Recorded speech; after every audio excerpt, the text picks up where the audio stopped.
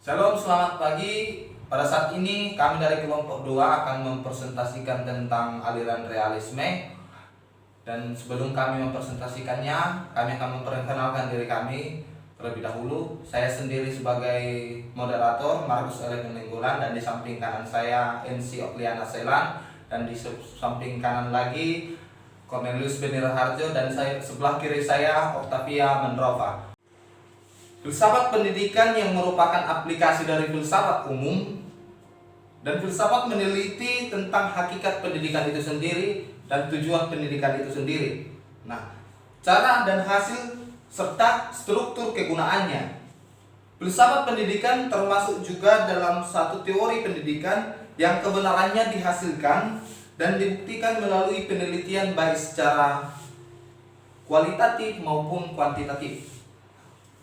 Filsafat juga dijadikan sebagai pegangan para pengajar pendidikan, dan adalah salah satu aliran filsafat pendidikan yang kami bahas pada saat ini adalah aliran realisme.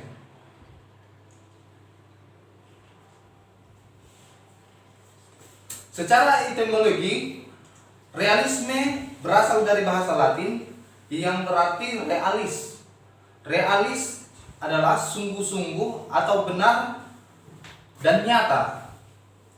Realisme adalah pandangan bahwa objek-objek indera adalah real dan berada sendiri tanpa terletak atau terkait pada pengetahuan lain. Nah, atau sering disebut dengan kesadaran akal dari manusia itu sendiri.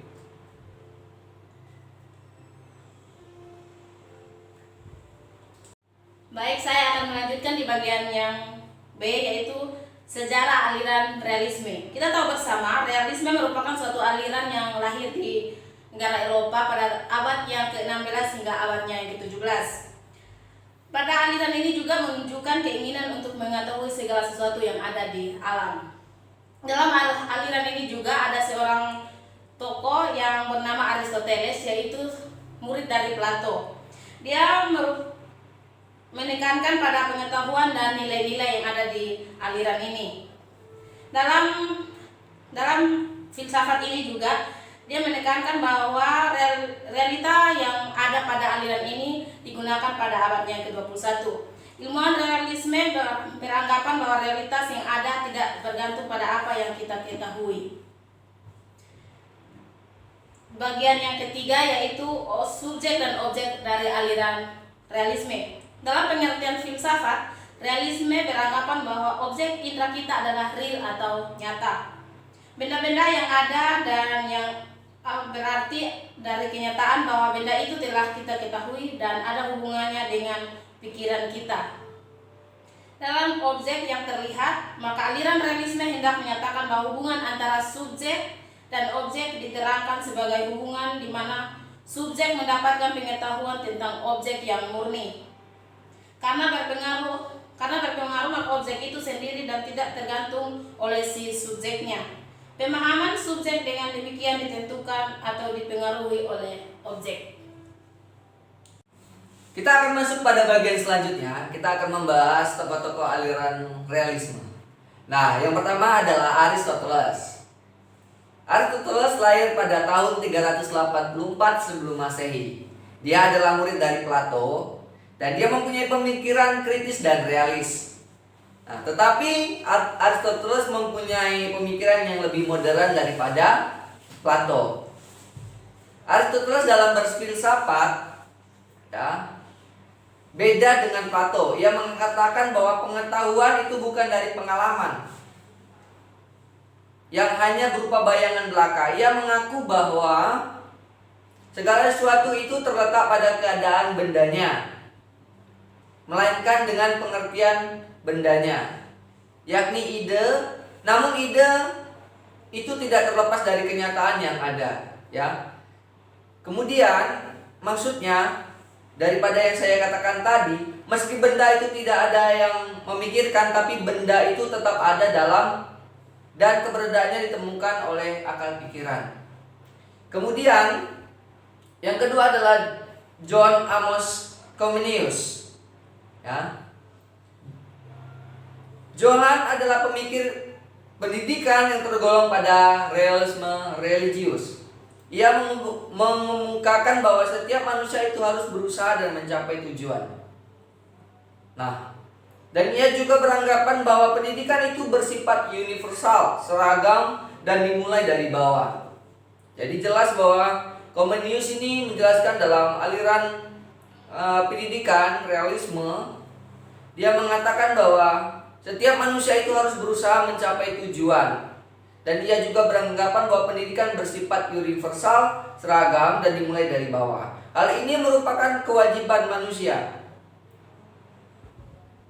Jadi Johann ini mengatakan bahwa pendidikan itu sangat penting bagi manusia untuk mencapai tujuan yang dia inginkan. Yang ketiga adalah William Goken. William ini pengikut daripada Aristoteles juga, yang berakar pada metafisika dan epistemologi. Ia juga membicarakan tentang natural dan supranatural. Ia juga beranggapan bahwa tujuan hidup adalah tujuan pendidikan. Menurutnya tujuan pendidikan itu untuk hidup di dunia yang sekarang dan untuk mencapai tujuan akhir yang abadi. Nah, yang keempat adalah Franz Bacon. Ia mengatakan bahwa pengetahuan yang sebenarnya adalah pengetahuan yang diterima dari indrawi. Jadi, ilmu pengetahuan yang sebenarnya telah terakumulasi oleh akal pikiran dan kenyataan, kemudian diperkuat oleh indrawi. Ya. Selanjutnya yang kelima adalah John Locke.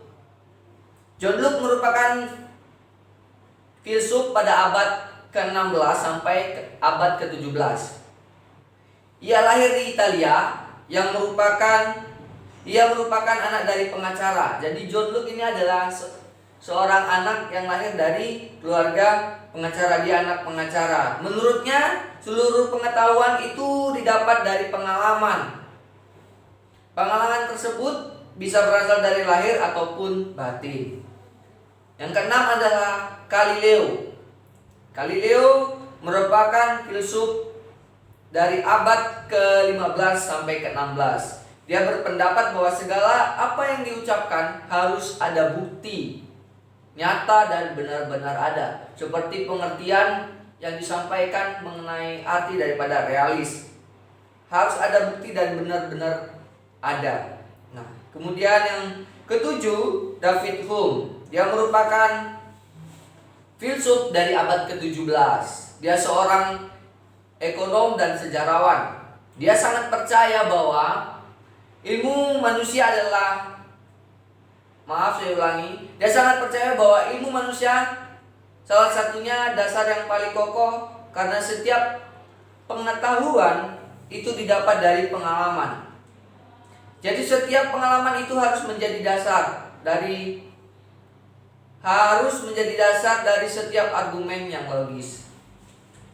Yang ke-8 dan ini adalah yang terakhir, yaitu John Stuart Mill. John Stuart Mill adalah seorang filsuf pada abad ke-18, ya.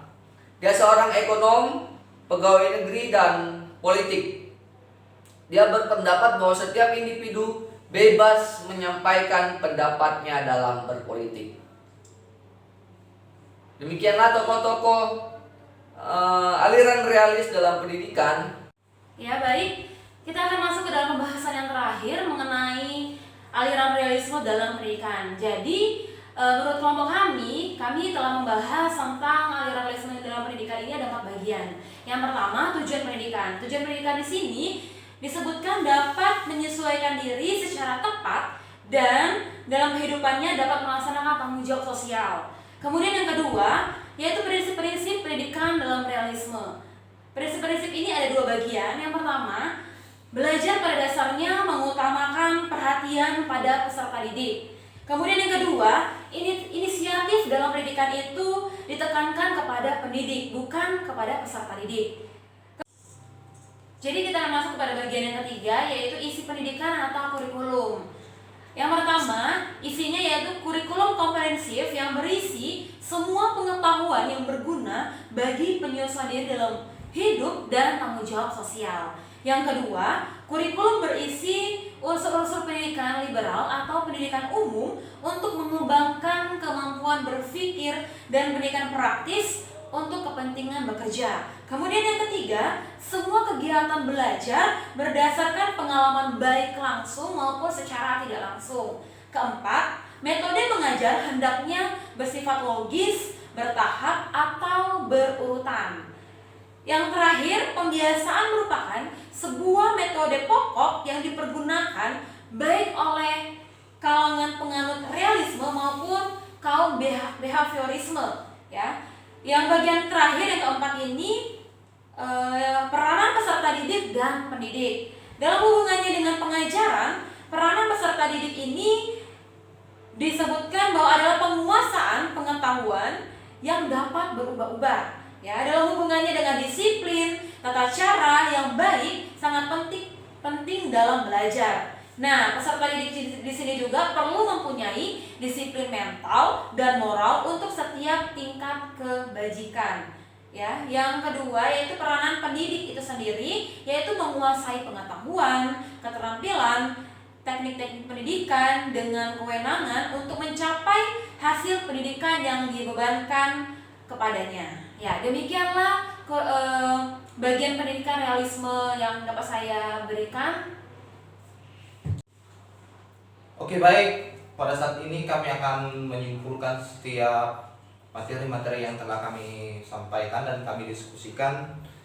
Dan yang menjadi kesimpulan pertama yang kami sampaikan pada presentasi kami ini, filsafat pendidikan adalah sebuah pelajaran di mana salah satu dari cabang filsafat sendiri. Di dalam filsafat pendidikan terdapat banyak sekali aliran. Salah satunya adalah aliran filsafat pendidikan realisme. Aliran realisme merupakan alat indera sebuah pokok utama dalam mencari sebuah kebenaran.